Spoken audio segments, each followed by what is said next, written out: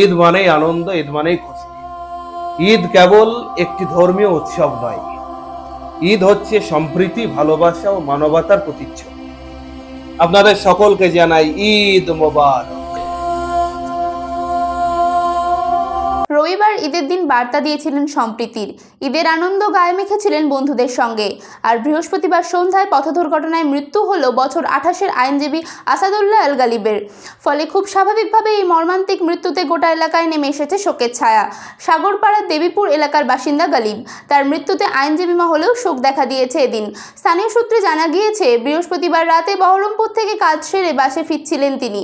বাস থেকে নেমে রাস্তা পার হওয়ার সময় একটি দ্রুতগতিতে আসা মোটরবাইক ধাক্কা মারে তাকে।